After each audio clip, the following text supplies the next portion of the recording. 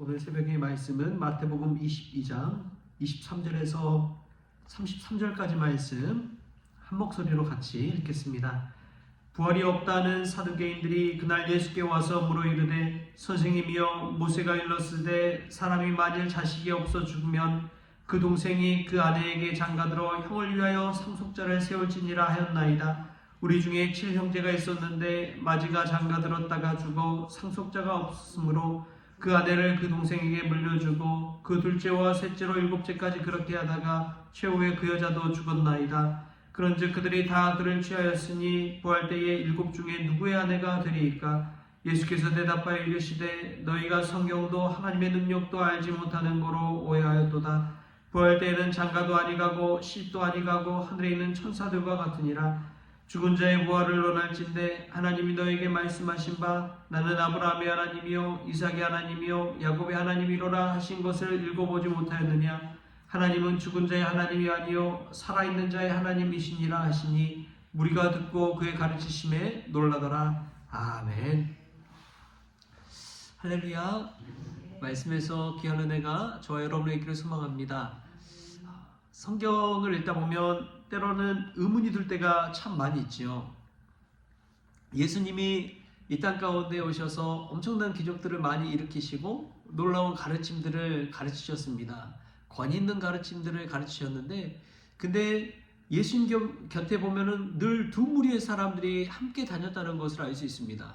첫 번째 무리는 예수님의 제자 무리죠. 예수님을 따르고 예수님 곁에서 늘 동행하는 이들이 있었습니다. 또 한 무리는 예수님을 대적하는 무리였습니다. 예수님을 대적하고 흠잡으려고 하고 비난거리를 찾고 올무에 걸리도록 하는 그러한 세력들이 예수님 곁에서 늘 따라다녔습니다. 그래서 예수님이 하신 행적 중에서 어떻게 그를 넘어뜨릴까? 어떻게 그를 끌어내릴까? 그러한 비난의 눈으로 바라보는 세력들이 있었지요. 그래서 예수님 곁에는 이 두 무리가 같이 있었다는 것을 알 수가 있습니다. 오늘 또 그러한 무리 중에 한 무리가 사두개인들이지요. 이전에 헤롯 당원들과 바리새인들이 있었다면 두 번째 부류는 사두개인들입니다. 근데 왜 예수님 곁에는 그러한 대적자들이 있었을까요? 왜 하나님은 예수님 곁에 그런 대적자들을 허락하셨을까요? 예수님의 권위 있는 가르침과 놀라운 기적을 봤을 때 다 변화되고 다 따르고 예수님을 다 그리스도로 인정해야지 될 것 같은데 왜 그들을 하나님은 남겨두셨을까? 그런 생각이 들 때가 있어요. 그러한 대적들을 통해서 하나님의 뜻을 분명하게 하기 위해서 하나님은 그들을 사용하시지 않았나 하는 생각이 듭니다. 그들을 통해서 하나님의 뜻이 무엇인지 알고 사람의 전통이 무엇인지를 알고 그래서 사람의 전통에서 하나님의 뜻을 따라서 나아갈 수 있도록 인도하기 위함이 아닌가 하는 생각이 듭니다. 또 예수님의 권위 있는 가르침, 그 가르침을 통해서 변화받는 사람들이 있지요. 그 변화받는 사람들을 통해서 하나님의 뜻을 이뤄가기 위함이 아닌가 싶습니다. 그리고 또 그 대적들을 통해서 사람을 의지할 것이 아니라 하나님을 의지할 수 있도록 하기 위한 통로로 쓰시지 않나. 그리고 또 이 대적들을 통해서 영적인 훈련과 성장을 가져오기 위해서 하나님은 그 대적을 그대로 두시는 것을 보게 됩니다. 예수님 시대뿐만 아니라 좀만 더 그 이전으로 이제 가게 되면 다윗 시대도 마찬가지죠. 사울이 없이 다윗을 생각할 수가 없습니다. 다윗이 어떻게 성장할 수 있었느냐? 사울 때문이라는 것을 알 수가 있는 것이죠. 사울이 있었기 때문에 다윗도 있을 수 있었습니다. 대적을 통해 하나님이 하나님의 일을 어떻게 이루어 가시는지를 보게 되는 것이죠. 오늘 또 이 사두개인들이 말하는 부활 논쟁을 통해서 예수님이 그리스도라는 것을 알 수가 있습니다. 왜냐하면 그가 가르치는 것은 남들의 가르침을 끌어와서 인용하고 누가 이렇게 말했더라 이게 아니었어요. 예수님은 에고에이미라는 나는 무엇이다 라는 그러한 고백과 선언을 통해서 권위 있는 가르침을 베푸셨습니다. 누가 다른 사람이 하는 말이 아니라 나는 이렇게 말한다 라고 이야기하는 거예요. 이 가르침은 한 번도 듣지 못한 가르침이었습니다. 그 가르침 때문에 다들 놀랍게 여기는 것이지요. 그럼 우리가 먼저는 대적들이 우리 곁에 있다면 그들을 통해서 하나님의 뜻을 이루고자 하는 그 의미가 있다는 것을 기억하십시오. 오히려 라이벌이나 대적이 있기 때문에 우리가 바로 세워질 수가 있는 것이죠. 또 보면은 오늘 말씀에 반응이 나오는 것을 알 수가 있습니다. 예수님의 가르침에 대한 반응이 나오는데 우리 33절 말씀 같이 한번 읽어볼까요? 33절 시작. 무리가 듣고 그의 가르치심에 놀라더라. 또 우리가 읽진 않았지만 22절에도 보면은 이런 말씀이 나옵니다. 22절. 그들이 이 말씀을 듣고 놀랍게 여겨 예수를 떠나 가니라. 예수의 가르치심을 듣고 나타나는 반응이 무엇입니까? 똑같이 놀랍게 여겼다고 나옵니다. 예수님의 가르치심을 듣고 놀랍게 여겼다는 거예요. 여러분, 이것이 사실은 종교의 영역이라는 것을 알 수가 있습니다. 지식적으로 만족하는 것이 끝나는 것이 아니라 놀랍게 여기는 마음이 경외감을 들게 하는 것이고 하나님을 신으로서 나의 구주로서 의지하게 만들어주기 때문에 그렇습니다. 근데 요즘 시대는 이 놀라움과 경외감이 많이 사라져버린 것 같습니다. 초창기 믿는 자들의 놀라움, 하나님이 어떻게 나 이렇게 잘 아실까? 하나님이 나에게 이러한 은혜를 태초부터 예배해 주셨다는 것에 놀랍니다. 우리를 나보다 더 잘 아시는 그 하나님의 은혜에 감탄하는 것이죠. 근데 요즘 믿음 생활할 때 이런 놀라움이 많이 사라져버린 것 같아요. 너무 무뎌져 버린 것 같지 않나 하는 생각이 듭니다. 예배에 나오고 기도 생활을 하고 예수를 믿는다고 신앙생활을 하지만 우리의 삶 가운데 정말 놀랍다라고 하는 그 고백이 우리 가운데 있습니까? 예수님을 내 안에 모시는 이들을 보면 아주 작은 것에서도 하나님의 은혜에 놀랍니다. 어떤 한 사람을 만나든지 또 자연 만물 속에서 꽃 한 송이를 보더라도 놀라운 것이지요. 엊그제 이 꽃 눕혀져 있는 곳에 이 세워주는 대를 해서 이렇게 탁 세워놓으니까 처음에는 이 꽃 이파리들이 그냥 바닥 쪽을 보고 있더니 나중에는 어느 쪽을 꽃잎들이 바라볼까요? 해를 바라보는 거예요. 해. 야, 얘네들도 살아있구나. 그런 것들을 생각하게 되는 것이지요. 얘네들도 그냥 잡초 풀이 아니라 살아있는 존재구나. 그럴 때 얼마나 놀라움의 연속인지요. 우리가 이 놀라움을 회복할 수 있길 바랍니다. 하나님의 말씀을 듣고 은혜를 받을 때 예수님의 은혜가 얼마나 큰지, 예수님의 그 사랑이 얼마나 깊은지 우리가 놀라움을 가지고 신앙생활 할 수 있기를 바랍니다. 또 보면은 그 가르치심에 놀라던 무리, 그 가르침을 듣는 무리들이 있어요. 근데 그 무리와 제자들의 차이가 있습니다.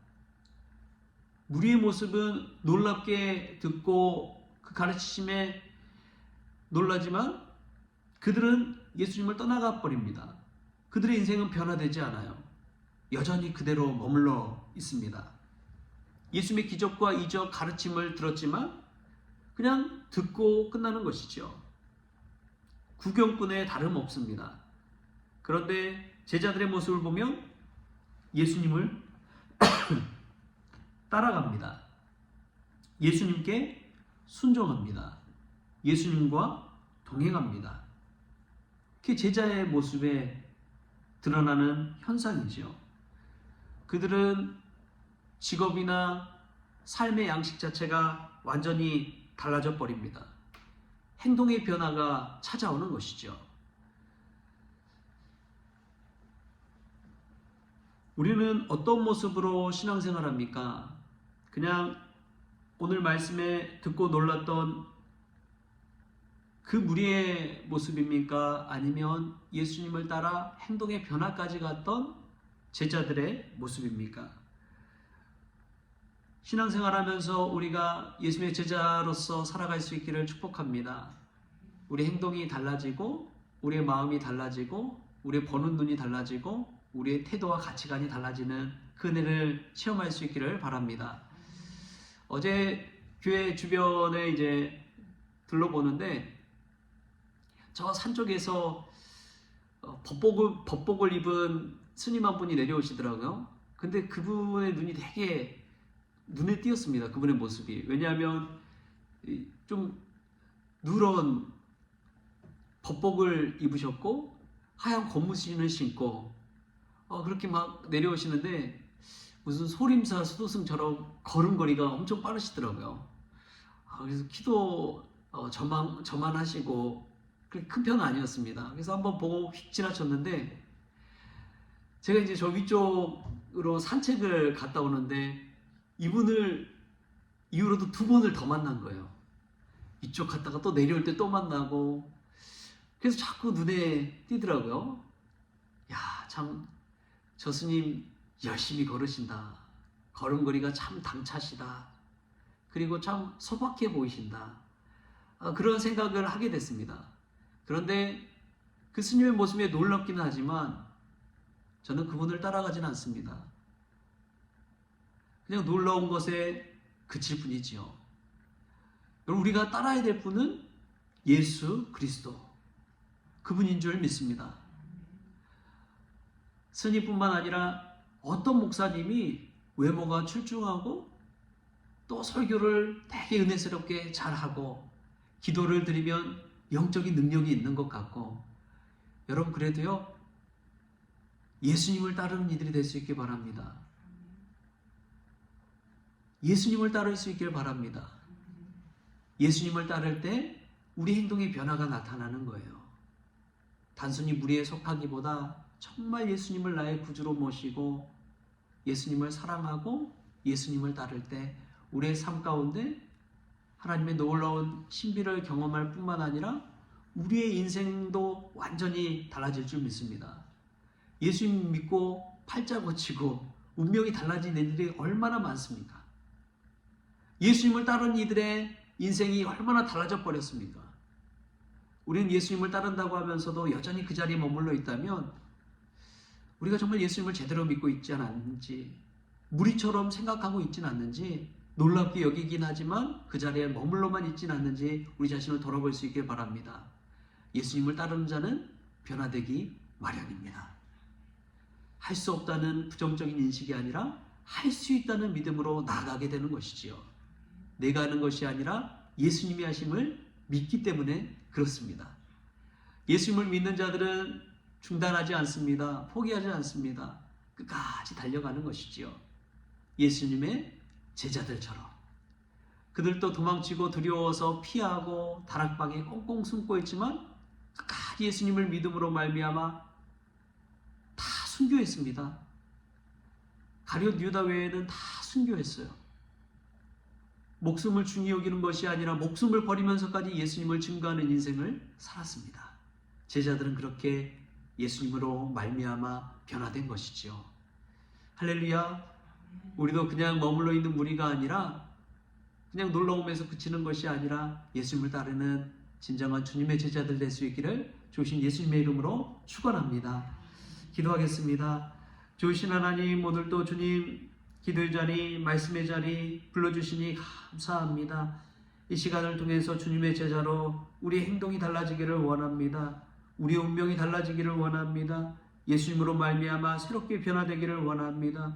주님 주장하여 주셔서 단순히 말씀 듣고 또 놀라움에 그치는 것이 아니라 주님을 따라 작은 예수로 살아갈 수 있도록 복의 복을 더하여 주옵소서. 내 이름 내 능력으로 나가는 것이 아니라 예수님의 이름으로 살아 이 땅을 새롭게 변화시킨 데 쓰임받는 주님의 도구들 되어지게 하여 주옵소서. 감사하며 예수님의 이름으로 기도하옵나이다. 아멘. 우리 주님이 가르치는 기도로 오늘 새벽 기도를 마치겠습니다. 하늘에 계신 우리 아버지여, 이름이 거룩히 여김을 받으시오며 나라가 임하시오며 뜻이 하늘에서 이루어진 것 같이 땅에서도 이루어지이다. 오늘 우리에게 일용할 양식을 주시옵고 우리가 우리에게 죄진 자를 사하여 준 것 같이 우리 죄를 사하여 주시옵고 우리를 시험에 들게 하지 마시옵고 다만 악에서 구하시옵소서.